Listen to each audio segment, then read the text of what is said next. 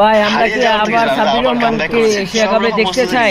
তাহলে ভাই কমেন্টে জানিয়ে দেন ভাই। আমার তো ভাই সাব্বির রহমানকে খুব ভালো লাগে, আমার ভালো লাগে সাব্বির রহমান এশিয়া কাপ খেলুক ভাই।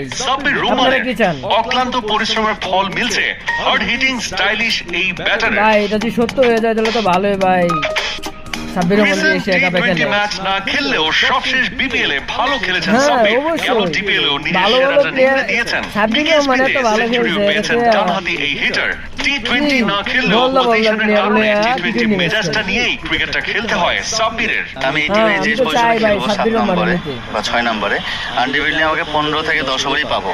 তো আমার ওই টি20তে ওইভাবেই খেলতে হবে। সো আমার ওডিআই যে সিস্টেমে যেটা খেলতে যাচ্ছি, 3 ম্যাচ যদি সুযোগ পাই ভালো খেলার জন্য এবং যদি ওই অপরচুনিটি পাই, তাহলে আমি ওই টি20 যেটা বলছেন যে আনডিভিডলি 10-12 ওভারই পাবো। তো এটাও একটা প্র্যাকটিস, ওটাও একটা প্র্যাকটিস। আমি চিন্তা করছি যে আগে ওয়ানডে ম্যাচটা শেষ করি, যে পারপাসে যাচ্ছি সেই পারপাসটা আগে